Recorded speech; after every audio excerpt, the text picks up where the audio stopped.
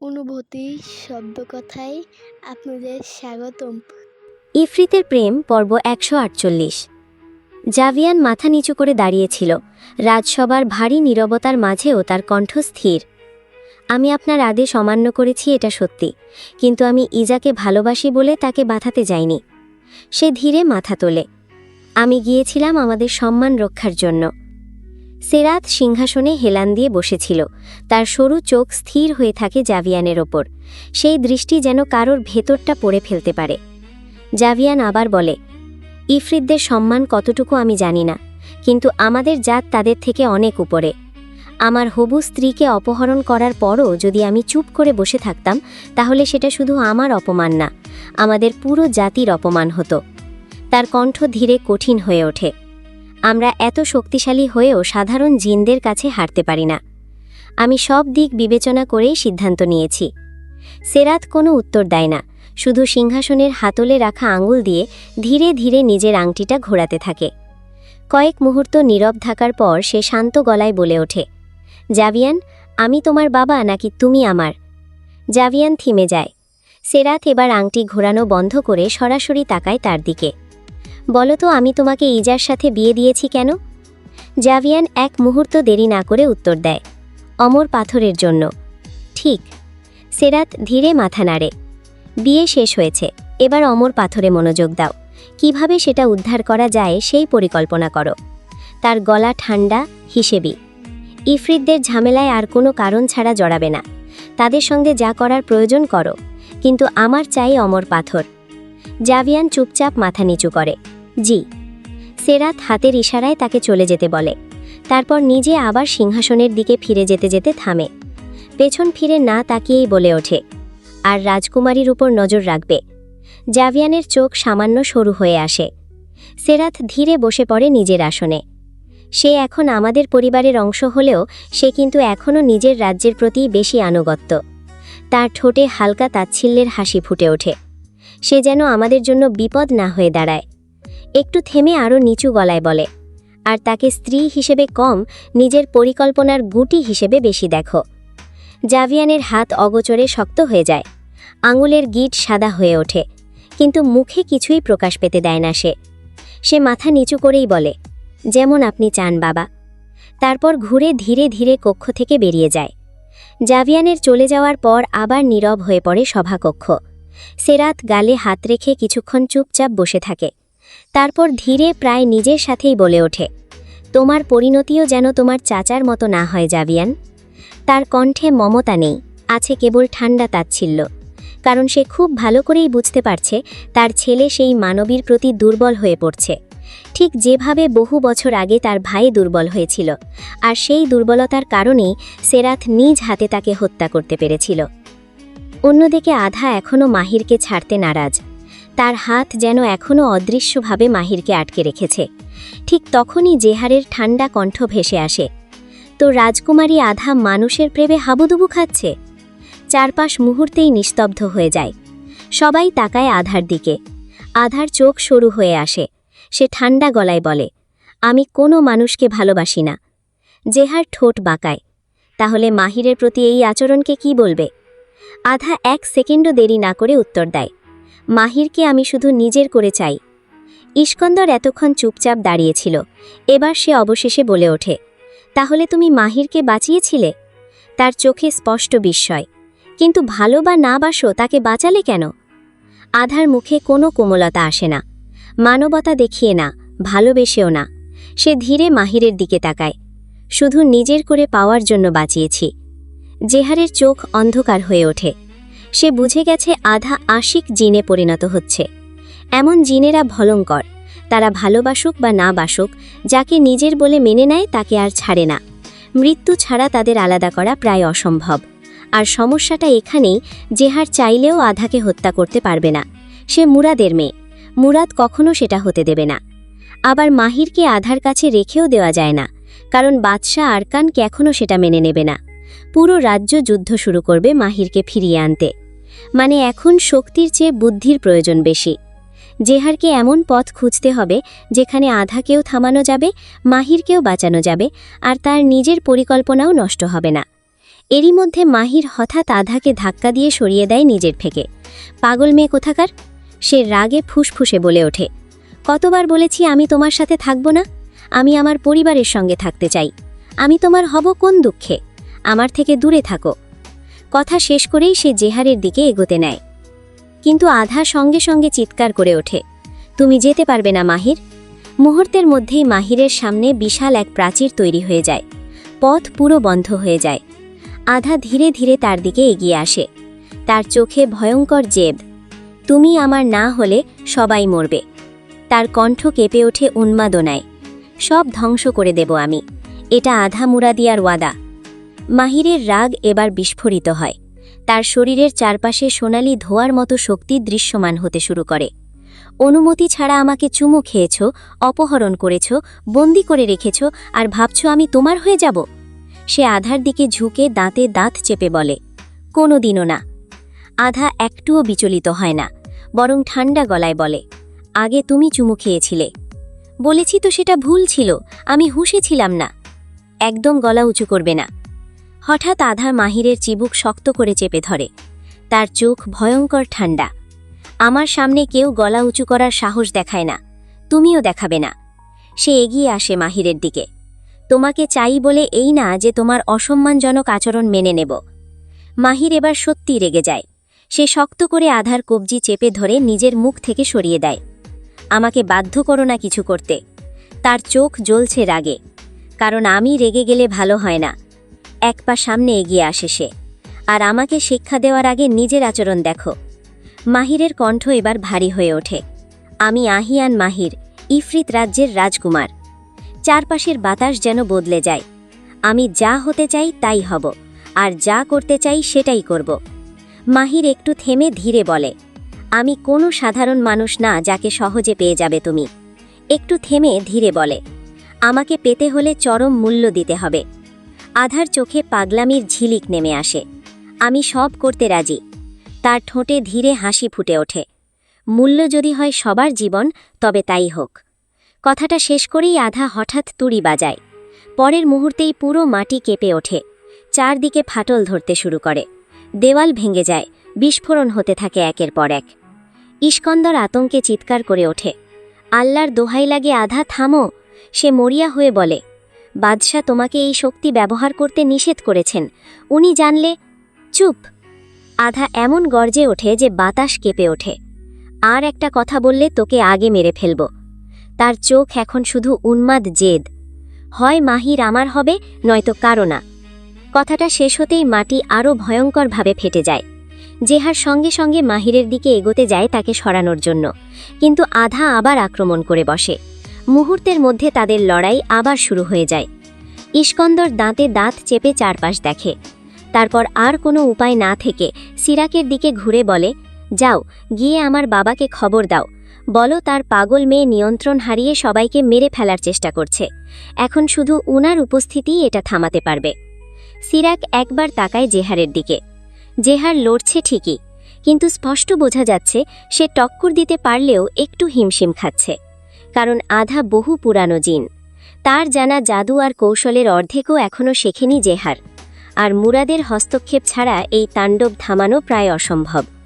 পরের মুহূর্তেই সিরাক বাতাসের গতিতে ছুটে যায় মুরাদকে খবর দিতে। এদিকে জেহারের বাকি সৈনিকরা মরিয়া হয়ে মাহিরকে রক্ষা করার চেষ্টা করতে থাকে, আর একই সঙ্গে তাদের রাজপুত্রকেও সাহায্য করার। অন্যদিকে মুরাদিয়া রাজ্যের রাজপ্রাসাদের নিরিবিলি এক কক্ষে মুখোমুখি বসে আছে মুরাদ আর তাহের। কক্ষের চারপাশে ভারী নীরবতা। জানালার বাইরে সকালের সূর্য স্পষ্ট। তটিনী চুপচাপ দাঁড়িয়ে আছে একটু দূরে। তার চোখে স্পষ্ট দুশ্চিন্তা। সে জানে না ইফরিত রাজ্যের রাজকুমার মাহির, তবে এতটুকু শুনেছে রাজকুমারকে পাওয়া যাচ্ছে না, আর তাকে না পেলে বিশাল ঝামেলা হবে নিশ্চিত। মুরাদ ধীরে ধীরে নিজের আংটির আংটি ঘোরাতে ঘোরাতে বলে, তাহলে এখন বলো তাহের, কিভাবে খুঁজবে রাজকুমারকে? তাহের গম্ভীর মুখে তার দিকে তাকায়। সাধারণ উপায় সম্ভব না। ওর চারপাশে শক্তিশালী জাদু ব্যবহার করা হয়েছে। অবস্থান লুকিয়ে ফেলা হয়েছে ইচ্ছে করে। মুরাদের চোখ সরু হয়ে আসে। তাহলে? তাহের কিছুক্ষণ চুপ থেকে বলে, আমাদের অন্য ব্যবস্থা নিতে হবে। মুরাদ সঙ্গে সঙ্গে প্রশ্ন করে, কি ব্যবস্থা? তাহের উত্তর দেওয়ার আগেই হঠাৎ দরজা জোরে খুলে যায়। সিরাক দ্রুত প্রবেশ করে, হাঁপাতে হাঁপাতে বলে, বাদশাহ, সাহায্য করুন। পর্ব ১৪৯। ভূমি কাঁপছে অবিরাম, আকাশ জুড়ে জমেছে ভয়ঙ্কর কালো ধোঁয়া, বাতাস ভারী হয়ে উঠেছে অশুভ শক্তিতে। চারদিকে বিস্ফোরণের শব্দ, ভাঙা পাথরের ধস আর আগুনের ঝলকানি। মাঝ আকাশে ভয়ঙ্কর লড়াই চলছে জেহের আর আধারের। আধা ধীরে ধীরে আরও উপরে উঠে যায়, তার চারপাশে কালো শক্তি ঘূর্ণির মতো ঘুরছে। হঠাৎ সে দুই হাত ছড়িয়ে দেয়, পরের মুহূর্তেই মাটি কেঁপে ওঠে ভয়ানকভাবে। উপস্থিত সবার শরীর থেকে শক্তি টেনে নিতে শুরু করে আধা। কালো ধোঁয়ার মতো শক্তি একে একে বেরিয়ে আসছে সবার শরীর থেকে আর গিয়ে মিশছে আধারের ভেতরে। জেহের দাঁতে দাঁত চেপে ধরে ব্যথায় চিৎকার করে ওঠে। আহ! তার শরীর থেকে জোরপূর্বক শক্তি শুষে নেওয়া হচ্ছে, হাঁটু প্রায় ভেঙে আসে তার। ইস্কান্দার নিজের শক্তি দিয়ে বাধা দেবার চেষ্টা করে, কিন্তু আধারের শক্তির সঙ্গে টিকতে না পেরে সেও ছিটকে গিয়ে আঘাত করে দূরের ভাঙা স্তম্ভে। এক এক করে ইফরিত সৈন্যরা মাটিতে লুটিয়ে পড়তে থাকে, কেউ ব্যথায় ছটফট করছে, কেউ নিঃশ্বাস নিতেও পারছে না। মাহির আতঙ্কিত চোখে চারপাশ দেখছে, তার ভাই, তার সৈন্যরা সবাই কষ্টে ছটফট করছে। সে আর সহ্য করতে না পেরে চিৎকার করে ওঠে, এসব থামাও রাজকুমারী। আকাশে ভাসতে ভাসতেই আধা তার দিকে তাকায়, তার চোখ পুরো কালো হয়ে গেছে, কণ্ঠ ভয়ঙ্কর ভারী, যেন কোনো দৈত্য কথা বলছে। তোমাকে না পেলে এসব থামবে না। মাহিরের বুক ধকধক করতে থাকে, সে বুঝতে পারছে না কি করবে। আধা যেন পুরো নিয়ন্ত্রণ হারিয়ে ফেলেছে। মাহির জেহেরকে সাহায্য করার জন্য নিজের শক্তি ব্যবহার করতে যায়, কিন্তু মুহূর্তেই আধা তার দিকে শক্তি ছুড়ে দেয়। আঘাতটা মাহিরের শরীরে লাগে না, তার পায়ের সামনে এসে থেমে যায়, একটা সতর্ক বার্তার মতো। আমাকে বাধা দেওয়ার চেষ্টা করলে ভালো হবে না মাহির। কিন্তু মাহির তবুও থামে না, সে জেহেরের দিকে এগোতে নেয়। ঠিক তখনই মাটির নিচ থেকে বিশাল মোটা শিকড় বেরিয়ে এসে তার হাত পা শক্ত করে চেপে ধরে। আহ!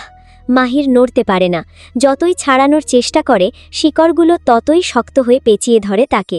চারপাশে ধ্বংসযজ্ঞ চলছেই, আর সে শুধু দাঁড়িয়ে দাঁড়িয়ে দেখছে।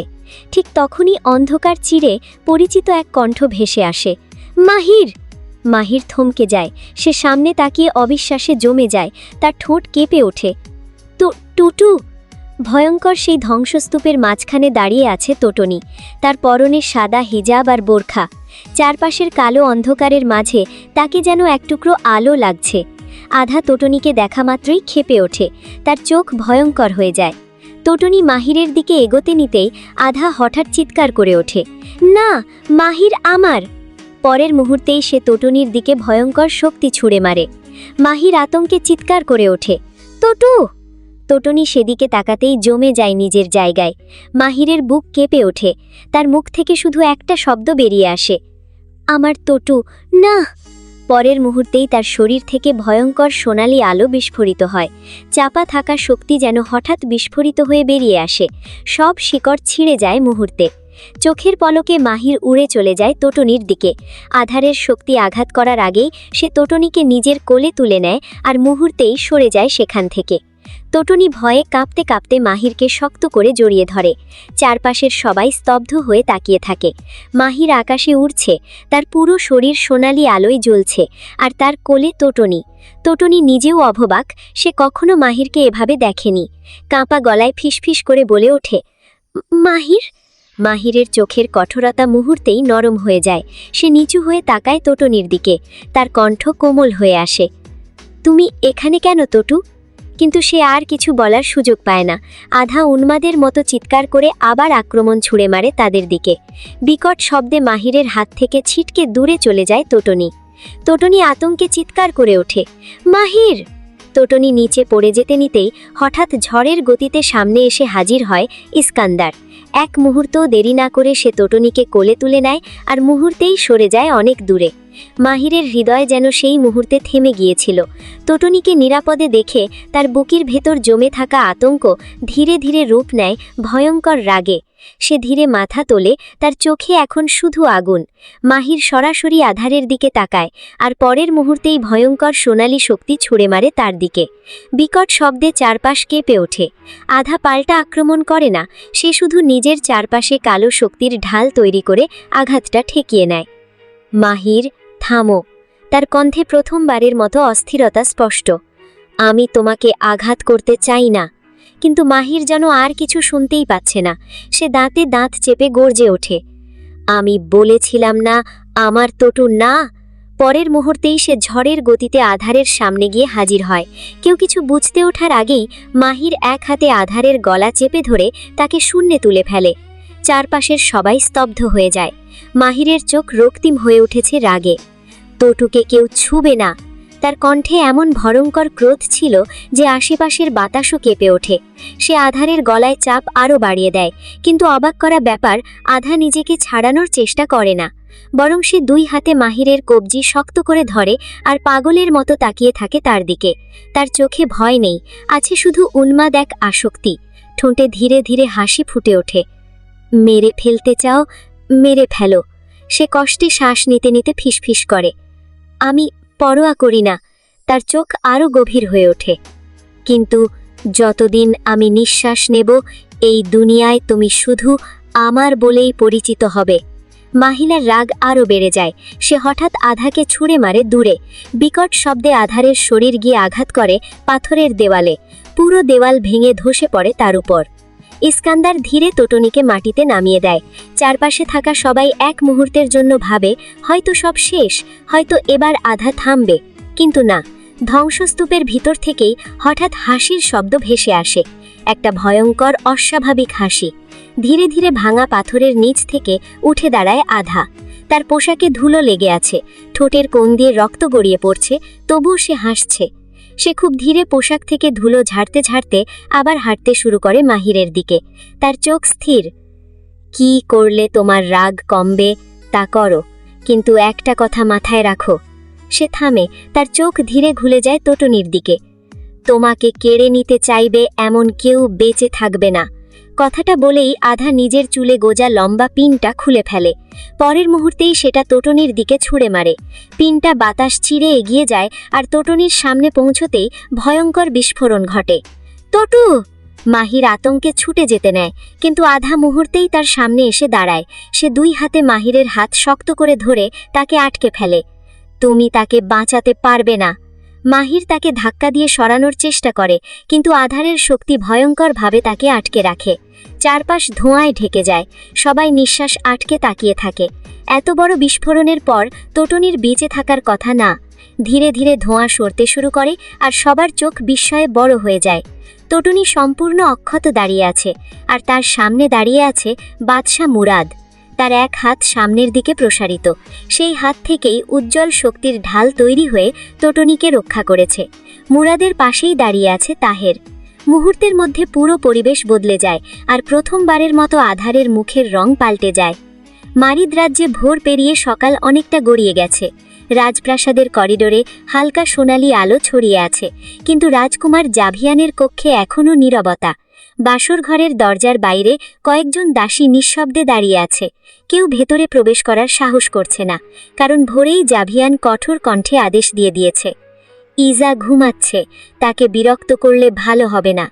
তারপর থেকে পুরো প্রাসাদ যেন সকলে পা টিপে হাঁটছে। কক্ষের ভিতরে মৃদু ফুলের গন্ধ ছড়িয়ে আছে। বাসরের সাজ এখনও পুরোপুরি নষ্ট হয়নি। সাদা আর লাল ফুলে সাজানো বিছানাটা অগোছালো নয়, কারণ তাদের বাসরই হয়নি। গত রাতটা কেটেছে যুদ্ধ, বিশৃঙ্খলা আর আতঙ্কে।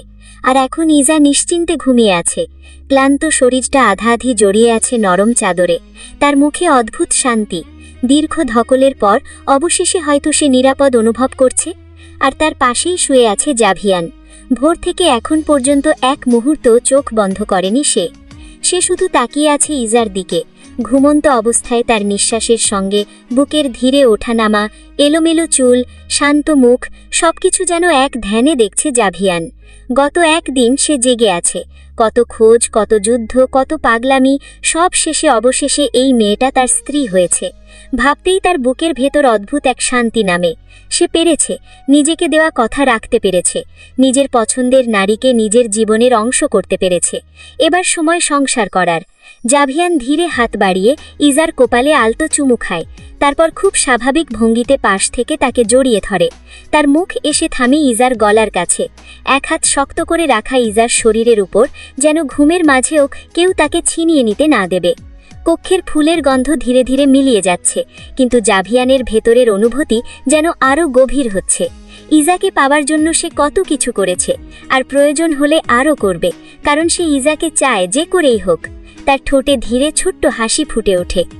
বউ যখন হয়েছ, আমার সন্তানেরও মা হবে। তার কল্পনায় ভেসে ওঠে এক অদ্ভুত শান্ত ভবিষ্যৎ, যেখানে ইজা, সে নিজে আর তাদের ছোট্ট একটা সংসার। কিন্তু সেই কল্পনার মাঝেও একটা ভয়ে চুপচাপ গলা চেপে ধরে তাকে, যে ইজা মানুষ আর সে জিন। তাদের জীবন এক না, সময়সীমাও এক না। একদিন ইজা তাকে ছেড়ে চলে যাবে এই পৃথিবীর নিয়মেই, আর জাভিয়ান তখনও বেঁচে থাকবে। ভাবনাটা বুকের ভেতর হালকা ব্যথা তৈরি করে। সে আরও শক্ত করে জড়িয়ে ধরে ইজাকে, যেন সময়কে আটকে রাখতে চায়। তারপর খুব আস্তে ফিসফিসিয়ে বলে ওঠে, পুনর্জন্ম হবে না, তাই এই সংক্ষিপ্ত জীবনটা শুধু তোমার সাথেই উপভোগ করতে চাই। কথাটা বলেই তার ঠোঁটে মলিন হাসি ফুটে ওঠে। অবশেষে ক্লান্তি তাকে গ্রাস করতে শুরু করে। এতক্ষণ যে চোখ দুটো জেগেছিল শুধু এই মানুষটাকে দেখার জন্য, সেই চোখ ধীরে ধীরে বন্ধ হয়ে আসে। আর পাশে যখন নিজের মনের মানুষ থাকে, তখন ঘুম না এসে যাবে কোথায়? অনেক আগেই থেমে গেছে সব। ভূমিকম্পের মতো কাঁপতে থাকা মাটি এখন স্থির। আকাশের কালো ধোঁয়াও ধীরে ধীরে মিলিয়ে যাচ্ছে। চারপাশে শুধু ধ্বংসস্তূপ, ভাঙা দেয়াল আর ক্লান্ত নিঃশ্বাসের শব্দ। আর এই ভয়ঙ্কর তাণ্ডব থেমেছে মাত্র একজনকে দেখে, বাদশাহ মুরাদ। চারদিকে উপস্থিত সবাই এখন নিঃশব্দে তাকিয়ে আছে তার দিকে। কারোর চোখে ভয়, কারোর চোখে স্বস্তি, কারণ তারা জানে এই মুহূর্তে একমাত্র মুরাদই আধাকে থামাতে পারবে। মুরাদের চোখে ভয়ঙ্কর রাগ। তার দৃষ্টি ধীরে গিয়ে থামে আধার হাতে। আধা এখনও শক্ত করে ধরে আছে মাহিরকে। বাবার দৃষ্টি বুঝতে পেরেই আধা আরও শক্ত করে চেপে ধরে মাহিরকে, যেন নিঃশব্দে জানিয়ে দিচ্ছে সে মাহিরকে ছাড়বে না। মাহির বিরক্ত মুখে নিজের হাত ছাড়ানোর চেষ্টা করে, কিন্তু আধার শক্তির কাছে পারে না। তার চোখে স্পষ্ট অস্বস্তি আর রাগ। তার দৃষ্টি বারবার চলে যাচ্ছে তটনির দিকে। সে শুধু তটনির কাছে যেতে চায়। ওদিকে মুরাদ ধীরে ধীরে এগিয়ে আসতে থাকে আধার দিকে। তার প্রতিটা পদক্ষেপে চারপাশের বাতাস ভারী হয়ে উঠছে। তাহের এদিকে তটনির দিকে তাকিয়ে গম্ভীর গলায় বলে ওঠে, তুমি ঠিক আছো? তটনি মাথা নাড়ে, হ্যাঁ বাবা। তাহেরের চোখ কঠিন হয়ে ওঠে, তোমাকে কে বলেছিল এখানে দৌড়ে আসতে? তটনির সঙ্গে সঙ্গে মাথা নিচু করে ফেলে, ভুল হয়ে গেছে। তার গলায় অনুতাপ স্পষ্ট, মাফ করে দাও। তাহের দীর্ঘশ্বাস ফেলে, আর কিছু বলে না। এদিকে মুরাদ এসে থামে আধার সামনে। কিছুক্ষণ সে শুধু তাকিয়ে থাকে নিজের মেয়ের দিকে, তারপর ঠান্ডা গলায় বলে ওঠে, তোমার কাছেই তাহলে রাজকুমার ছিল? আধা চুপ করে থাকে মাথা নিচু, কিন্তু মাহিরের হাত এখনও ছাড়েনি সে। মুরাদের চোখ আরও অন্ধকার হয়ে ওঠে। এবার তার গর্জন পুরো জায়গা কাঁপিয়ে দেয় তীব্র শব্দে, কি হলো, চুপ কেন তুমি? আধা কেঁপে ওঠে বাবার চিৎকারে, তারপর ধীরে মুখ তুলে তাকায় তার দিকে। আমি জানতাম না আপনি ওকেই খুঁজছিলেন। মুহূর্তেই মুরাদের মুখ কঠিন হয়ে যায়, মিথ্যা। তার কণ্ঠ ভয়ঙ্কর ঠান্ডা, আবারও মিথ্যা বলছো তুমি। আধার মুখ ফ্যাকাশে হয়ে আসে, কিন্তু সে আর তর্ক করে না। মুরাদের দৃষ্টি আবার নেমে আসে তাদের জোড়া হাতে। তারপর ধীরে দাঁতে দাঁত চেপে বলে, ওর হাত ছাড়ো। আধার আঙুল আরও শক্ত হয়ে ওঠে মাহিরের হাতে। সে মাথা নাড়ে, না। পরের মুহূর্তেই পুরো জায়গা কেঁপে ওঠে তীব্র শব্দে। মুরাদের হাতের চর সোজা গিয়ে লাগে আধার গালে। আধার মুখ একপাশে ঘুরে যায়। চারপাশ মুহূর্তে নিস্তব্ধ হয়ে পড়ে, কারণ নিঃশ্বাস নেওয়ার শব্দ পর্যন্ত শোনা যাচ্ছে না। মুরাদের চোখে জমাট বাঁধা রাগ। মুরাদ নিজ হাতে আধা আর মাহিরের হাত আলাদা করতে গেলে আধা হাত ছাড়ে না, বরং আরও শক্ত করে চেপে ধরে। মুরাদের চোখ ভয়ঙ্কর হয়ে ওঠে। আধাও তবুও অবিচল। পরের মুহূর্তেই মুরাদ আবার হাত তোলে আধাকে চড় মারার জন্য, কিন্তু এবার সেই হাত মাঝপথেই থেমে যায়। মাহির শক্ত করে ধরে ফেলে মুরাদের কবজি। চারপাশের সবাই হতবাক হয়ে তাকিয়ে থাকে। মুরাদ ধীরে মাথা ঘুরিয়ে তাকায় মাহিরের দিকে। মাহিরের চোখে ভয় নেই, বরং বিরক্তি আর কঠোরতা স্পষ্ট। যথেষ্ট হয়েছে। আধাও নিজেও অবাক হয়ে তাকিয়ে থাকে মাহিরের দিকে। জেহের পর্যন্ত ধীরে উঠে দাঁড়ায় দৃশ্যটা দেখে। মাহির শান্ত কিন্তু হুমকিময় গলায় বলে ওঠে, আমি জানি না আপনারা একে অপরের কি হন, কিন্তু কোনো নারীকে আঘাত করা মানানসই নয়। মুরাদের চোয়াল শক্ত হয়ে যায়। এখন তুমি আমাকে শেখাবে আমার মেয়ের সাথে কেমন আচরণ করব? মাহির বিন্দুমাত্র পিছিয়ে না গিয়ে বলে, ভুল করলে সেটা দেখিয়ে দেওয়া খারাপ কিছু নয়। মুরাদের চোখ রাগে জ্বলে ওঠে। পরিস্থিতি আবারও ভয়ঙ্কর হয়ে ওঠার আগেই তাহের দ্রুত এগিয়ে আসে। ও ঠিক বলেছে, মুরাদ থামো। সে শান্ত গলায় বলে, আমাদের শান্ত হয়ে কথা বলা উচিত। কি কথা বলবো আমি ওর সাথে? মুরাদের গর্জনে আবারও কেঁপে ওঠে চারপাশ। মুরাদ চারদিকে হাত তুলে ধ্বংসস্তূপ দেখায়। দেখো চারপাশে, আমার প্রাসাদ ভেঙে চূর্ণ বিচূর্ণ করে দিয়েছে এই পাগল মেয়ে। অন্য রাজ্যের রাজকুমারকে অপহরণ করে এনেছে, আর এখন সে তার জন্য সব ধ্বংস করছে। আমি মাহিরকে অপহরণ করিনি। আধার গলায় দৃঢ়তা। সকলেই তাকায় তার দিকে। আধা সোজা হয়ে দাঁড়িয়ে বলে, আমি মাহিরকে বাঁচিয়েছি। মুরাদ ভ্রু কুঁচকে তাকিয়ে থাকে। আধা এবার আরও স্পষ্ট করে বলে, আহিরের লোকেরা ওকে মেরে ফেলত, আমি বাঁচিয়েছি, নয়তো আজও বেঁচেই থাকত না। মুরাদ ঠান্ডা গলায় প্রশ্ন করে, বাঁচিয়েছিলে যখন, তাহলে এতক্ষণ লুকিয়ে রাখলে কেন? ফেরত দিলে না কেন? আধার চোখে আবার সেই উন্মাদ জেদ নেমে আসে। কারণ আমি ফেরত দেব না। সে আরও শক্ত করে মাহিরের হাত ধরে। ও আমার সাথেই থাকবে, ও তোমার সাথে থাকবে না। তটনির কণ্ঠ ভেসে আসতেই সবাই তাকায় তার দিকে। এতক্ষণ সে শুধু সবকিছু অবাক হয়ে দেখছিল। মাহির যে ইফরিত রাজ্যের রাজকুমার, এই সত্যটাই এখনও পুরোপুরি হজম করতে পারেনি। কিন্তু সেটা এখন ভাবার সময় না। তার প্রথম কাজ মাহিরকে বাঁচানো। তটনি এগিয়ে এসে সোজা আধার সামনে দাঁড়ায়। মাহিরকে ছেড়ে দাও, মাহির তোমার সাথে থাকবে না। আধার চোখ সরু হয়ে আসে। আমাকে আদেশ করছো? তটনিও একই তেজে তাকায়। রাজকুমারীকে আদেশ করতে যাব কেন? কিন্তু একজন রাজকুমারীর নিজের সীমা জানা উচিত। তার কণ্ঠ কঠিন হয়ে ওঠে। কোনো মানুষ তোমার সম্পদ নয়, যে পছন্দ হলো আর তুলে এনে বন্দি করে রাখলে। আধা ধীরে ধীরে তটনির দিকে এগিয়ে আসে। তার মুখ ভয়ঙ্কর শান্ত। সে ঝুঁকে নিচু গলায় বলে, ও আমারই সম্পদ, আর আমার সীমা আমি জানি। তোমার মতো তুচ্ছ মানুষের জ্ঞানের প্রয়োজন নেই আমার। তটনির চোখে আগুন জ্বলে ওঠে। মানুষ তুচ্ছ নয়, মানুষ সৃষ্টির সেরা জীব, এটা সবাই জানে। তুমি না জানলে আবার পড়াশুনো শুরু করো।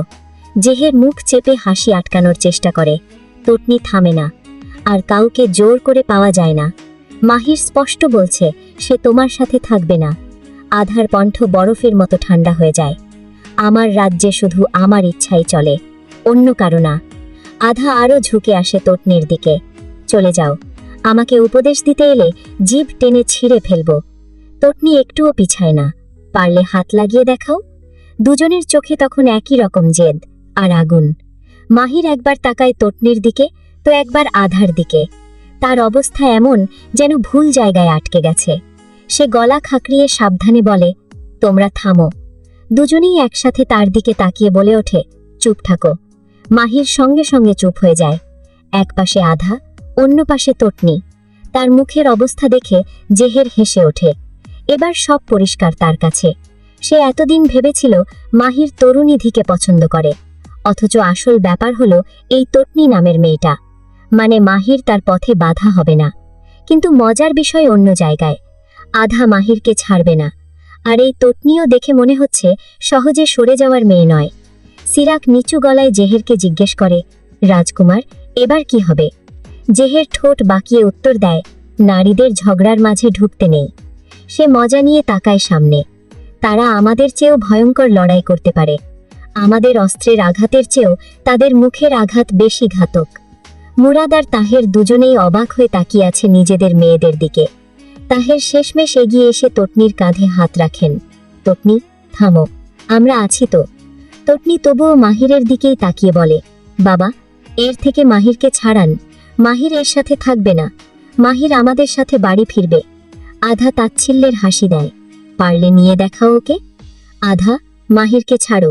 মুরাদের গলায় এবার সরাসরি আদেশ। কিন্তু আধা দাঁতে দাঁত চেপে বলে, আমি ছাড়ব না, ও আমার। একবার বললে বোঝো না তোমরা? ও তোমার নয়। তটনিও একই রাগ নিয়ে বলে। আধার চোখে রাগ জ্বলে ওঠে। তার হাতের মাঝে কালো শক্তি জমতে শুরু করে। মুরাদ সঙ্গে সঙ্গে তার কবজি শক্ত করে চেপে ধরে। উপস্থিত কারো ক্ষতি করলে কঠিন শাস্তি পাবে আধা। আধা কষ্টে নিজের শক্তি নিয়ন্ত্রণ করে, কিন্তু তার দৃষ্টি এখনো বিষের মতো আটকে আছে তটনির ওপর। এই মানুষ মেয়েটা নিজেকে কি ভাবে? একজন রাজকুমারীর সামনে দাঁড়িয়ে পর্যন্ত ভয় পাচ্ছে না। তটনি এবার ধীরে বলে, শেষ যুগান, মাহিরকে ছাড়ো, নয়তো। আধা ঠোঁট বাঁকায়, নয়তো কি করবে তুমি?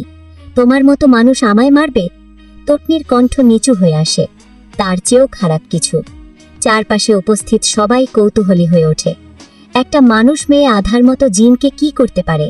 কিন্তু মুরাদ আর তাহের এক মুহূর্তেই বুঝে যায় তটনি কি করতে যাচ্ছে। তারা তাকে থামানোর আগেই তটনি জোরে জোরে দোয়া পড়া শুরু করে।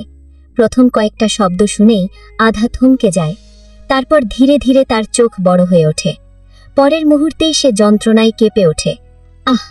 তার পুরো শরীর জ্বলতে শুরু করে, যেন ভেতর থেকে হাড় গুড়িয়ে যাচ্ছে। মাহির অবাক হয়ে তাকিয়ে থাকে তটনির দিকে, কিন্তু তটনি থামে না। সে আরও জোরে জোরে দোয়া পড়তে থাকে। জেহেরের চোখ চকচক করে ওঠে। এতক্ষণ যুদ্ধ করেও তারা যেটা পারেনি, তটনি শুধু দোয়া পড়েই সেটা করে ফেলছে। মুরাদ গম্ভীর গলায় বলে, অনেক হয়েছে, এবার থামো। কিন্তু তটনি যেন ইচ্ছে করেই থামে না। সে ধীরে ধীরে শেষ লাইনগুলো পড়ে। প্রতিটা শব্দ যেন আধার জন্য নতুন যন্ত্রণা। শেষ পর্যন্ত আধার শরীরের সব শক্তি হারিয়ে যায়। সে হাঁটু গেড়ে বসে পড়ে মাটিতে। দোয়া শেষ করে তটনি ঠান্ডা গলায় বলে, আর কোনোদিন মানুষকে তুচ্ছ বলে অপমান করার সাহস দেখাবে না, নয়তো এর চেয়েও খারাপ হবে।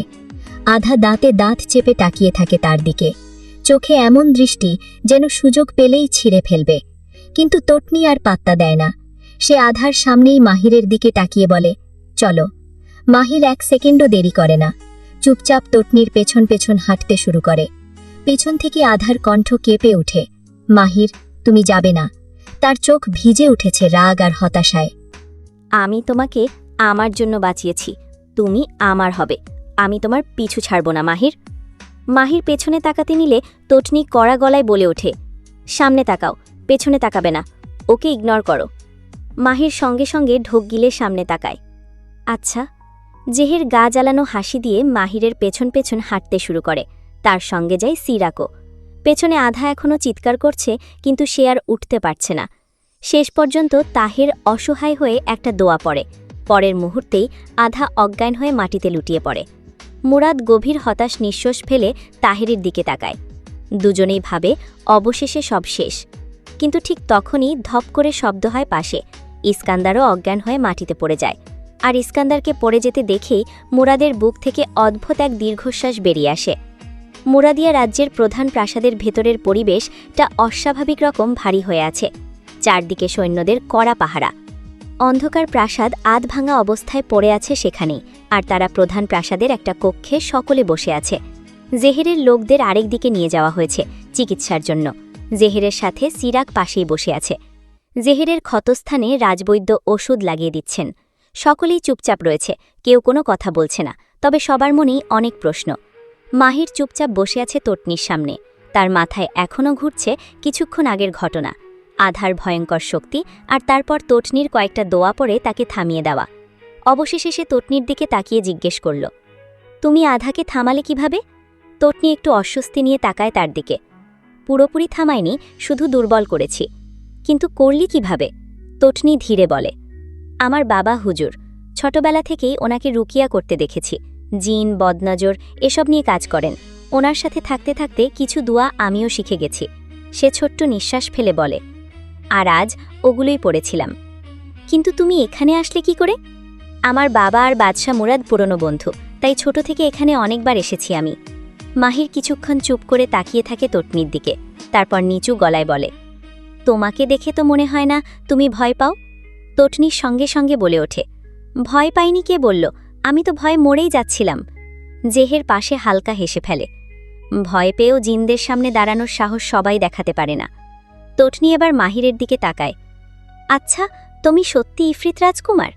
মাহির মাথা চুলকে অস্বস্তি নিয়ে বলে, বিষয়টা একটু জটিল। মানে? আমার বাবা ইফরিত রাজকুমার, কিন্তু মা মানুষ ছিলেন। এরপর আমি হই। তটনি অবাক হয়ে তাকিয়ে থাকে। মাহির আবার বলতে শুরু করে, আমার একটা বোনও আছে। মাহির জেহেরের দিকে ইশারা করে বলে, আরও জেহের, আমার ভাই। তটনি এবার আরও অবাক। তাহলে তোমাদের সম্পর্ক এত অদ্ভুত কেন? জেহের বিরক্ত গলায় বলে, কারণ আমাদের পরিবার স্বাভাবিক না। মাহির হালকা হেসে আবার বলে, আমাদের বাবা মা দুই জাতের হওয়ায় বিষয়টা জটিল হয়েছে। আমি অর্ধমানব, জেহেরও সম্পূর্ণ ইফরিত, আর আমাদের ছোট বোন ইজা সম্পূর্ণ মানুষ। তটনি মাহিরকে জিজ্ঞেস করে, কিন্তু তুমি আধার কাছে আটকা পড়লে কি করে? আমার বোনের বিয়ে হচ্ছিল মারিদ রাজকুমার জাবিয়ানের সঙ্গে, কিন্তু বিয়ের আগে কিছু জিন এসে ওকে অপহরণ করে নিয়ে যায় ইজাকে। তার চোখ অন্ধকার হয়ে আসে। আমাকেও মারতে চেয়েছিল, তখন আধা আমাকে বাঁচায়। তারপর থেকেই সে আমাকে নিয়ে পাগলামি শুরু করে। মাহির দীর্ঘশ্বাস ফেলে। সে কিছুতেই আমাকে ছাড়তে চায় না। কিছুক্ষণ নীরবতা থাকে, তারপর হঠাৎ মাহির জেহেরের দিকে তাকায়। ইজা কোথায় এখন? ঠিক আছে তো? জেহের মাথা নাড়ে। খবর পেয়েছি অনেক আগেই যে ওকে খুঁজে পাওয়া গেছে। সত্যি? হ্যাঁ, বিয়েও শেষ হয়েছে, এখন মারিদ রাজ্যে আছে। তটনির সঙ্গে সঙ্গে বলে, তাহলে তো তোমরা বিপদে পেরে গেলে। মাহির ভ্রু কুঁচকে তাকায়। কেন? কেন আবার? তোমার বোনকে তো জোর করে বিয়ে করা। পরিস্থিতি অতটাও সহজ না। জেহির দ্রুত কথা কেটে দেয়। তার কণ্ঠ স্বাভাবিক শোনালেও চোখে এক ঝলক সতর্কতা ফুটে ওঠে। কিছু রাজনৈতিক বিষয় আছে যেগুলো তোমরা এখন বুঝবে না। তাছাড়া বাদশাহ আরকান অসুস্থ হয়ে পড়েছেন মাহিরের নিখোঁজ হওয়ায়। কি? দাদুভাই অসুস্থ হয়েছেন? হ্যাঁ, জ্ঞান হারিয়েছিলেন একবার, এরপর দুর্বলতায় প্রাসাদেই আছেন। আমাদের তাহলে ফেরা উচিত। দাদু আরও চিন্তা করো অসুস্থ হওয়ার আগে। যাব, আগে বাদশাহ মুরাদের সাথে কথা শেষ করে নেই। মাহিরও আর কিছু জিজ্ঞেস করে না, তবে জেহেরের চোখের সেই অস্বস্তি তার নজর এড়ায় না। ঠিক তখনই দরজা খুলে ভেতরে প্রবেশ করেন তাহের। ঘরের পরিবেশ আরও শান্ত হয়ে যায়। মুরাদ নিজের ছেলের কক্ষে আছেন, কারণ ইস্কান্দার এখনও জ্ঞান ফেরেনি, আর আধাকে অন্য একটি কক্ষে আটকে রাখা হয়েছে। তাহের ভেতরে এসে সবার দিকে তাকান। তিনি মাহেরের দিকে তাকিয়ে প্রশ্ন করেন, এখন কেমন লাগছে তোমার? ভালো আছি। শরীরে কোনো সমস্যা হচ্ছে? দুর্বল লাগছে? না। তাহের মাথা নাড়েন, তারপর হঠাৎ প্রশ্ন করেন, আমি অবাক হচ্ছি, তুমি তো মানুষ, তাহলে তোমার শক্তি আসলো কোথা থেকে? আসলে আমি অর্ধমানব। কি করে? আমার মা মানুষ আর বাবা জিন, তাই। তাহের কিছু একটা চিন্তা করে বলে, এরকম ঘটনা খুব কমই ঘটে, তবে তোমার বাবার নাম কি? মাহির স্বাভাবিকভাবেই উত্তর দেয়, কায়সার আল জায়েদ। কথাটা শুনেই তাহেরের মুখের ভাব বদলে যায়। জেহের সেটা সঙ্গে সঙ্গে খেয়াল করে। তাহের কয়েক সেকেন্ড চুপ করে তাকিয়ে থাকেন মাহিরের দিকে, যেন বহু পুরনো কোনো স্মৃতি হঠাৎ সামনে এসে দাঁড়িয়েছে। তারপর ধীরে জিজ্ঞেস করেন, তোমার মায়ের নাম কি অরুণিকা? মাহির অবাক হয়ে যায়। হ্যাঁ, কিন্তু আপনি আমার মায়ের নাম জানেন কিভাবে? তাহেরের চোখে স্পষ্ট বিস্ময়। অরু বেঁচে আছে? ঘরটা হঠাৎ অস্বাভাবিক নীরব হয়ে যায়। মাহির পুরোপুরি থেমে যায়, কারণ তার মাকে অরু নামে খুব কম মানুষই চিনত। অন্যদিকে জেহেরের চোখ ধীরে সরু হয়ে আসে। সে বুঝতে পারে এই গল্পের অনেক কিছুই এখনও তার অজানা। কক্ষের ভেতর ভারী নীরবতা নেমে আছে। বাইরে প্রাসাদের করিডরে সৈন্যদের চলাফেরার ক্ষীণ শব্দ শোনা গেলেও এই ঘরের পরিবেশ যেন সম্পূর্ণ আলাদা। তাহের গম্ভীর মুখে বসে আছেন সামনে, তার চোখে এমন এক চাপা ভার যেন বহু বছরের পুরনো কোনো ক্ষত আবার খুলে গেছে। তার সামনে বসে আছে মাহির, তটনি, জেহের আর সিরাক, তবে কেউ কথা বলছে না। সবাই অপেক্ষা করছে তাহেরের মুখ খোলার। অবশেষে তাহের ধীরে বলে উঠলেন, সময়টা আজ থেকে প্রায় 25 বছর আগের। তখন আমাকে ডাকা হয়েছিল একটা ছেলের রুকিয়া করতে, আর সেই ছেলেটার নামও ছিল মাহির। কথাটা বলেই তিনি তাকালেন মাহিরের দিকে। ঘরের সবাই একসাথে মাহিরের দিকে তাকায়। মাহিরও নিজে খানিকটা অস্বস্তিতে পড়ে যায়। তাহের আবার বলতে শুরু করেন, তখনই প্রথম পরিচয় হয় তোমাদের মা অরুণিকার সঙ্গে। তার কণ্ঠ ধীরে ধীরে ভারী হয়ে আসে। অরুণিকা সেই মাহির নামের ছেলেটাকে খুব ভালোবাসত।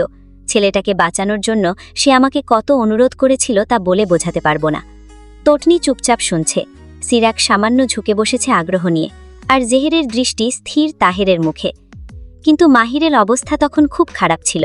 তাকে ভয়ঙ্কর কালো জাদু করা হয়েছিল, আর সেই কাজ করেছিল তাদেরই বন্ধু রুদ্র। জেহের ভ্রু কুঁচকে ফেলে। তাহের দীর্ঘশ্বাস ছাড়েন। রুদ্র নিজেও অরুণিকাকে ভালোবাসত, কিন্তু অরুণিকা ভালোবাসত মাহিরকে।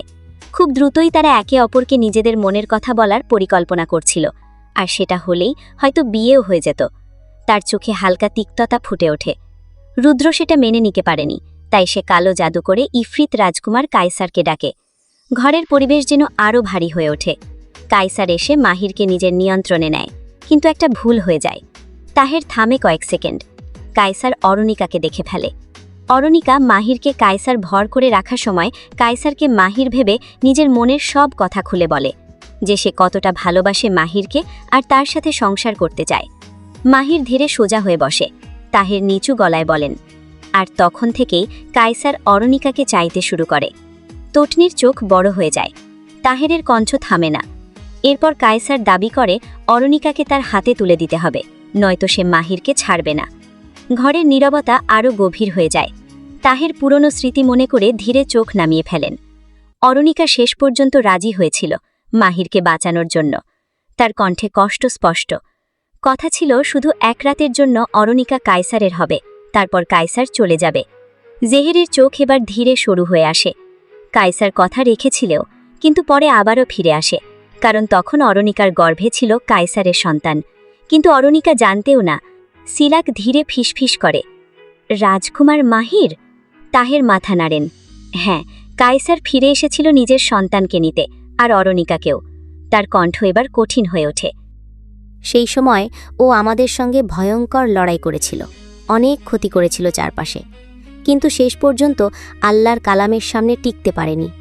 তাহের আবার বলেন, অরুণিকার হাতে একটা তাবিজ ছিল।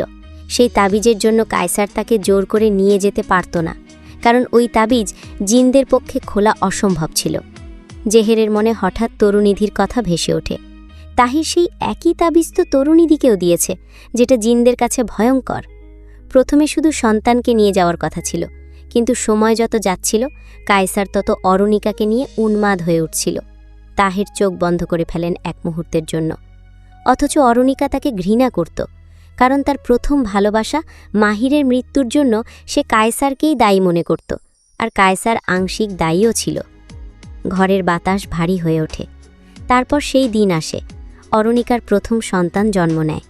তিনি ধীরে তাকান মাহিরের দিকে, আর কায়সার তাকে নিয়ে চলে যায়। অরুণিকা অনেক কেঁদেছিল, কিন্তু নিজের সন্তানকে আর ফিরে পায়নি। মাহিরের মুখ শক্ত হয়ে যায়। তাহের বলতেই থাকে, এরপরেও কয়েক বছর আমার সঙ্গে যোগাযোগ ছিল অরুণিকার, প্রায় 4 বছর। কিন্তু 5ম বছরের শুরুতেই সে হঠাৎ নিজের অ্যাপার্টমেন্ট ছেড়ে চলে যায়, নম্বর বন্ধ করে দেয়। তারপর আর তাকে কোথাও খুঁজে পায়নি। তটনি অবাক হয়ে জিজ্ঞেস করে, কিন্তু বাবা, তুমি এমনভাবে জিজ্ঞেস করলে কেন অরুণিকা বেঁচে আছে কিনা? ওনার তো বেঁচে থাকারই কথা। তাহের ধীরে মাথা তোলে, কারণ একদিন আমি আমার ঘরে অরুণিকার সেই তাবিজটা পাই। জেহেরের চোখ স্থির হয়ে যায়। তাবিজটা কায়সার রেখে গিয়েছিল, যেন আমাকে জানাতে চেয়েছিল সে জিতে গেছে আর আমি হেরেছি। এরপর আমি অরুণিকাকে অনেক খুঁজি, কিন্তু কোথাও আর পাই না। তাই ভাবলাম হয়তো সে মারা গেছে, কারণ জিনদের রাজ্যে মানুষ একটানা বেশি দিন থাকতে পারে না সেখানে শক্তির কারণে। ঘরের ভেতর ঠান্ডা নীরবতা নেমে আসে। জেহের এবার ধীরে বলে ওঠে, আপনি আমার মাকে এত খুঁজছিলেন কেন? তাহের তাকায় তার দিকে। জানতে চেয়েছিলাম সে নিজের ইচ্ছায় গিয়েছে নাকি তোমার বাবা তাকে জোর করে নিয়ে গেছে। জেহেরের চোখ আরও সরু হয়ে আসে। কিন্তু আপনি তো নিজেই বললেন বাবা তাবিজ খুলতে পারত না, তাহলে মা নিজেই গিয়েছিলেন, তাই না? তাহের কিছুক্ষণ চুপ করে থাকেন। হয়তো, কিন্তু সেই সম্ভাবনা খুব কম ছিল। কেন? কারণ অরুণিকা কায়সারকে সহ্যই করতে পারত না। তাহেরের কণ্ঠ এবার ভারী হয়ে ওঠে। কায়সারের হওয়ার চেয়ে মৃত্যু বেশি পছন্দ করত সে। বহুবার আত্মহত্যার চেষ্টা করেছিল, আর প্রতিবার আমি অথবা রুদ্র তাকে বাঁচিয়েছিলাম। ঘরের সবাই থমকে যায়। সিরাক ধীরে জিজ্ঞেস করে, ওই রুদ্র লোকটা এখন কোথায়? তাহেরের চোখে ঠান্ডা দৃষ্টি নেমে আসে। তাকে মেরে ফেলেছিল কায়সার। সে থামে আর দীর্ঘশ্বাস নেয়। হয়তো জীবনে একটাই ভালো কাজ করেছিল সে। সব কিছু শুরুই হয়েছিল রুদ্রের জন্য। টটনি এবার মাহিরের দিকে তাকায়। কিন্তু তুমি যদি ইফরিত রাজ্যে বড় হয়ে থাকো, তাহলে এখন মানুষের জগতে এলে কিভাবে? মাহির দীর্ঘশ্বাস ফেলে হালকা হেসে বলে, ওটা অনেক বড় কাহিনী, পরে বলবো। তারপর সে ধীরে তাহেরের দিকে তাকায়। তবে আপনি একটা জায়গায় ভুল করছেন। তাহের ভ্রু কুঁচকে তাকান। মাহিরের চোখে তখন অদ্ভুত আত্মবিশ্বাস। আমার মা নিজে বেছে নিয়েছেন আমার বাবাকে। ঘরের সবাই চুপ হয়ে যায়। আর তাদের দাম্পত্য জীবন অন্য যে কারো চেয়ে 1000 গুণ ভালো ছিল। তার ঠোঁটে হালকা গর্বের হাসি ফুটে ওঠে। আমি চোখ বন্ধ করে বলতে পারি, আমার বাবার চেয়ে বেশি কেউ কখনো ভালোবাসতে পারবে না আমার মাকে। তাহের স্থির চোখে তাকিয়ে থাকেন তার দিকে। মাহির ধীরে বলে, কারণ আপনি যতটুকু জানেন তার পরের গল্পটা শুধু আমি জানি। তটনি আর সিরাক আরও আগ্রহ নিয়ে তাকায়। জেহেরও এবার সম্পূর্ণ মনোযোগ দেয় মাহিরের দিকে। তাহের ধীরে জিজ্ঞেস করেন, আর কি এমন জানো তুমি? মাহির ঠোঁট বাঁকিয়ে হালকা হাসে, যেন বিশাল কোনো সত্য বলার আগের মুহূর্তে দাঁড়িয়ে আছে সে। মাহির ধীরে নিজের চেয়ারে হেলান দেয়, তার ঠোঁটে হালকা অস্পষ্ট হাসি ফুটে ওঠে, যেন বহু পুরনো কোনো স্মৃতি মনে পড়েছে। তারপর নিচু গলায় বলা শুরু করে, আমার জন্মের পর প্রথম 4 বছর আমি ইফরিত রাজ্যেই বড় হয়েছি। দাদু আর বাবার কাছেই ছিলাম। সে কয়েক সেকেন্ড থামে। বাবাকে আমি খুব কাছ থেকেই দেখেছি, কিন্তু অদ্ভুত ব্যাপার ছিল, উনি প্রায় সব সময় একা থাকতেন। দিনে একবারের বেশি বাবাকে দেখতাম না আমি। বেশিরভাগ সময় উনি নিজের ঘরেই থাকতেন, কারো সাথে খুব একটা কথা বলতেন না। তার চোখে হালকা স্মৃতির ছায়া নামে। ছোট ছিলাম ঠিকই, কিন্তু ধীরে ধীরে আমার কৌতূহল বাড়তে থাকে বড় হতে হতে। ভাবতাম, বাবা সারাক্ষণ ঘরে বসে কি করেন? তার ঠোঁটের কোণে ছোট্ট হাসি ফুটে ওঠে। এখনো মনে আছে, একদিন চুপি চুপি বাবার ঘরের সামনে গিয়েছিলাম। দরজার বাইরে লুকিয়ে দাঁড়িয়েছিলাম আমি। দেখতে চেয়েছিলাম বাবা ভেতরে কি করছেন। অতীত। মাহিরের বয়স তখন মাত্র 4 বছর। পুরো প্রাসাদ জুড়ে তখন বিকেলের নরম আলো ছড়িয়ে আছে। বিশাল লম্বা করিডরগুলো প্রায় ফাঁকা। দূরে কোথাও সৈন্যদের প্রশিক্ষণের শব্দ ভেসে আসছে, আর মাঝে মাঝে দাসদাসীদের পায়ের আওয়াজ। কিন্তু ছোট মাহিরের মুখে তখন ভয়ঙ্কর বিরক্তি। আজ তার কিছুই ভালো লাগছে না। সৈন্যদের সঙ্গে কাঠের তলোয়ার নিয়ে যুদ্ধ খেলাও শেষ। দাসদাসীদের সঙ্গে লুকোচুরিও খেলে ফেলেছে। এমনকি রান্নাঘরে গিয়ে মিষ্টি চুরি করার চেষ্টা করেও ধরা খেয়েছে সে। এখন করার মতো আর কিছুই নেই। ওদিকে বাদশাহ আরকান রাজসভায় ব্যস্ত। সোজা আদেশ দিয়েছেন, কেউ যেন তাকে বিরক্ত না করে। মাহির ঠোঁট ফুলিয়ে একা একা হাঁটছিল করিডোরে। ঠিক সেই সময় হঠাৎ তার মাথায় একটা বুদ্ধি আসে। সে বাবার কাছে যাবে। প্রতি রাতে ঘুমানোর আগে কায়সার নিজে এসে তার সঙ্গে দেখা করত, গল্প করত, মাথায় হাত বুলিয়ে দিত। কিন্তু আজ সে নিজেই যাবে তার বাবার কাছে। ভাবনাটা মাথায় আসতেই মাহিরের মন ভালো হয়ে যায়। ছোট ছোট কদম ফেলে সে দৌড়ে চলে যায় কায়সারের কক্ষের দিকে। কিন্তু কায়সারের ঘরের অংশটায় পৌঁছাতেই মাহির একটু থেমে যায়। জায়গাটা অদ্ভুত রকম নীরব। চারপাশে কোনো দাস নেই, কোনো সৈন্যও নেই, শুধু ভারী নিস্তব্ধতা। মাহির ধীরে দরজার সামনে এসে দাঁড়ায়। ভেতরে ঢুকবে ঠিক তখনই কানে আসে ক্ষীণ একটা শব্দ। মনে হচ্ছে কেউ কাঁদছে। মাহির অবাক হয়ে যায়। সে কৌতূহলী হয়ে দরজাটা সামান্য ফাঁক করে ভেতরে উকি দেয়, আর তারপরই সে স্থির হয়ে যায়। ঘরের মেঝেতে বসে আছে কায়সার। তার চুল এলোমেলো, পোশাকে ভাঁজ পড়ে গেছে, চোখ লাল, আর তার চোখ দিয়ে পানি পড়ছে। কায়সার কাঁদছে। ছোট মাহির অবিশ্বাস নিয়ে তাকিয়ে থাকে নিজের বাবার দিকে। সে কখনো তার বাবাকে এভাবে দেখেনি। তার কাছে কায়সার মানেই ছিল ভয়ঙ্কর শক্তিশালী একজন, যে কখনো দুর্বল হয় না, কখনো হার মানে না। কিন্তু আজ তার বাবা ভেঙে পড়েছে।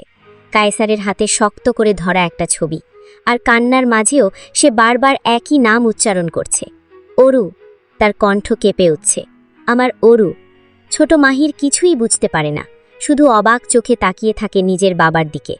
ঠিক তখনই হঠাৎ কায়সারের চোখ চলে যায় দরজার দিকে, আর সে দেখতে পায় ছোট্ট মাহির দাঁড়িয়ে আছে সেখানে।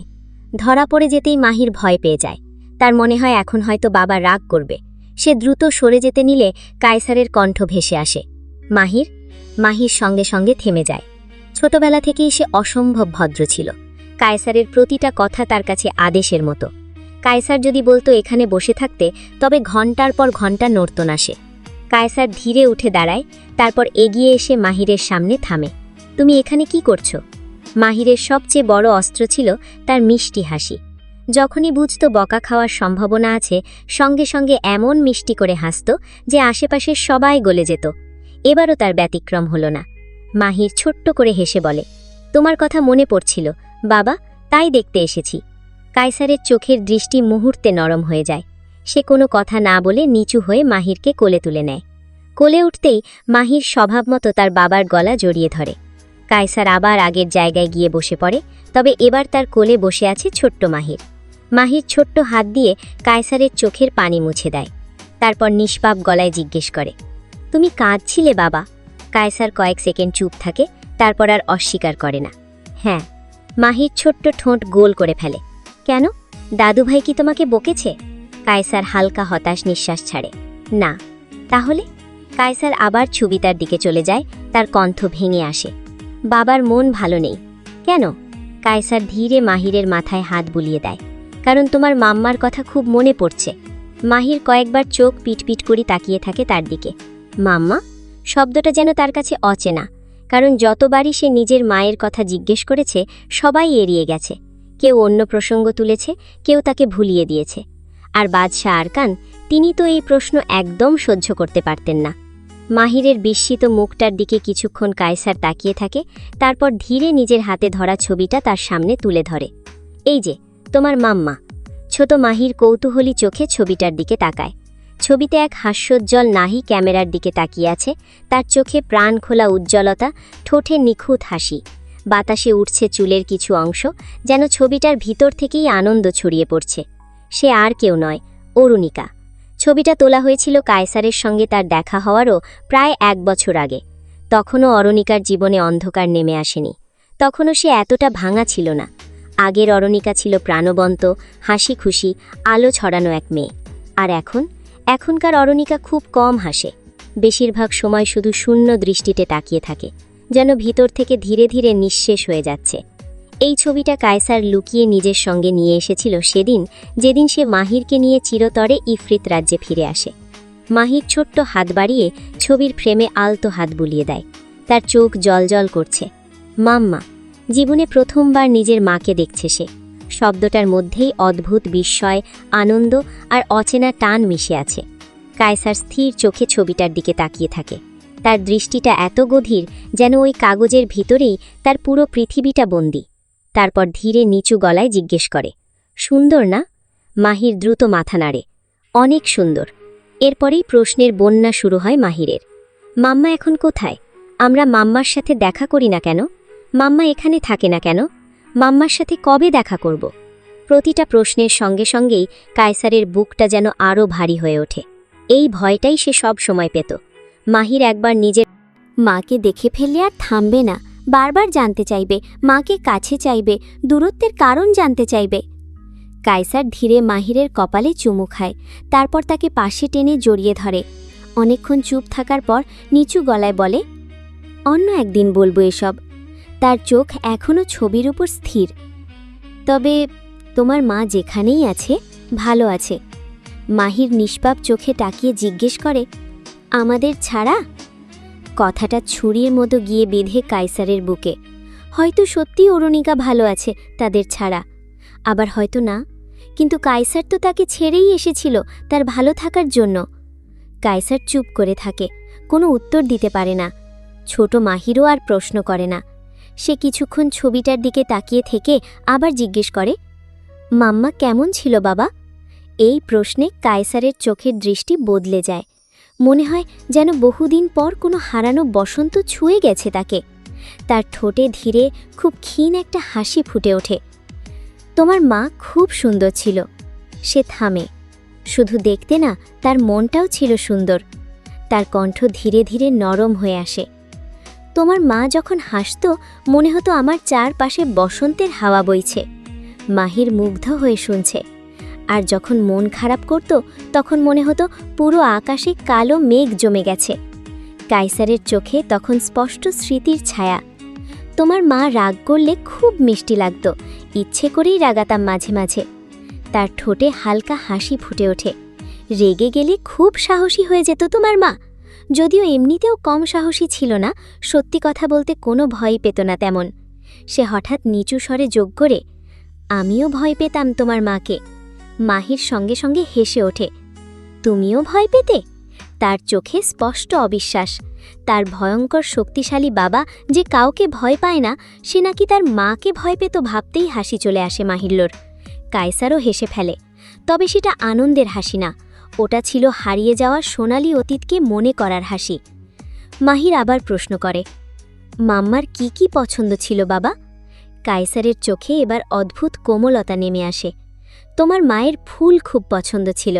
সে ধীরে বলতে যেতে থাকে, খোলা আকাশের নিচে পিকনিক করতে পছন্দ করত, ঠান্ডা বাতাসে বসে গুনগুন করে গান গাইতে পছন্দ করত।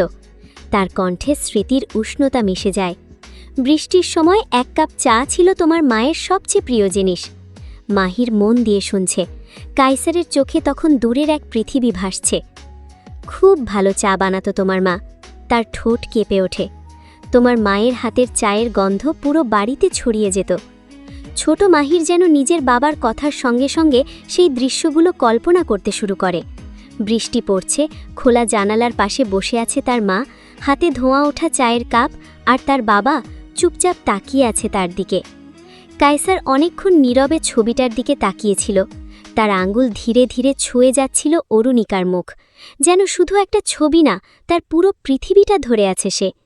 তারপর খুব আস্তে আবার বলতে শুরু করল, তোমার মা বই পড়তে খুব পছন্দ করত। ঘন্টার পর ঘন্টা এক জায়গায় বসে বই নিয়ে থাকতে পারত। কায়সারের ঠোঁটে মলিন হাসি ফুটে ওঠে। সবাইকে হাসাতে পছন্দ করত, পৃথিবীর সবাইকে ভালো ভাবত, খুব সহজে মানুষকে বিশ্বাস করে ফেলত, আপন মানুষদের অসম্ভব ভালোবাসত। ছোট্ট মাহির মন দিয়ে শুনছিল সব। তার কাছে এগুলো রূপকথার মতো লাগছে। একটা মানুষ যাকে সে কখনো দেখেনি, অথচ সেই মানুষটাই তার মা। মাহির হঠাৎ কৌতূহলী হয়ে জিজ্ঞেস করে, মায়ের পছন্দের রং কী ছিল বাবা? প্রশ্নটা শুনেই কায়সারের বুকের ভেতর কেমন মোচড় দিয়ে ওঠে। কয়েক সেকেন্ড সে চুপ করে থাকে। তারপর ধীরে কাঁপা গলায় বলে, তোমার মায়ের বাদামি রং খুব পছন্দ ছিল। কেন? কায়সার চোখ বন্ধ করে গভীর একটা শ্বাস নেয়, যেন বহু পুরনো ক্ষত আবার খুলে গেছে। তারপর খুব ধীরে বলে, কারণ কেউ একজন ছিল তোমার মায়ের জীবনে যার চোখ ছিল বাদামি বর্ণের। তারপর থেকেই বাদামি রংটা তোমার মায়ের ভীষণ পছন্দ হয়ে যায়। মাহির বিস্মিত চোখে তাকিয়ে থাকে কায়সারের দিকে। তারপর ছোট্ট ঠোঁট গোল করে বলে, কিন্তু বাবা, তোমার চোখ তো লাল। কথাটা শুনে কায়সার কয়েক মুহূর্ত চুপ করে থাকে। তারপর নিঃশ্বাস ফেলে নিচু গলায় বলে, আমি জানি তোমার মায়ের আমার চোখ পছন্দ না। তাহলে? এবার কায়সার ধীরে তাকায় মাহিরের দিকে। ছোট্ট ছেলেটার বাদামি চোখ জলজল করছে, ঠিক সেই আগের মাহিরের মতো, অরুণিকার প্রথম ভালোবাসার মতো। এক মুহূর্তের জন্য কায়সারের মনে হয় ভাগ্য যেন নিষ্ঠুরভাবে তাকে প্রতিদিন মনে করিয়ে দেয় অরুণিকার হৃদয়ে সে কখনো প্রথম ছিল না। তবুও সে নিজের কষ্ট লুকিয়ে মাহিরের 2 গাল আলতো চেপে ধরে। তোমার মায়ের তোমার চোখ পছন্দ। মাহির অবাক হয়ে চোখ পিটপিট করে। আমার? কায়সার ছোট্ট হাসি দেয়। হ্যাঁ। ব্যাস এতটুকুতেই খুশি হয়ে যায় ছোট্ট মাহির। সে তাড়াতাড়ি কায়সারের কোল থেকে নেমে দৌড়ে চলে যায় ঘরের বড় আয়নার সামনে। তারপর দাঁড়িয়ে দাঁড়িয়ে নিজের চোখ দেখতে থাকে গভীর মনোযোগ দিয়ে। আজ যেন প্রথমবার সে নিজের চোখকে নতুন করে দেখছে। ছোট্ট আঙুল দিয়ে নিজের চোখের নিচে ছুঁয়ে আনন্দে বলে ওঠে, আমার চোখ বাদামি, মাম্মার পছন্দের রং। তার মুখে উজ্জ্বল হাসি ফুটে ওঠে। মাম্মা আমার চোখ পছন্দ করে। সে হঠাৎ খিলখিল করে হেসে উঠে আবার কায়সারের দিকে তাকায়। বাবা দেখো, আমারও বাদামি চোখ। বাবা দেখো, আমারও বাদামি চোখ। তার শিশুসুলভ উচ্ছ্বাসে পুরো ঘরটা যেন কয়েক সেকেন্ডের জন্য জীবন্ত হয়ে ওঠে। কায়সারের মুখেও অজান্তে হাসি ফুটে ওঠে।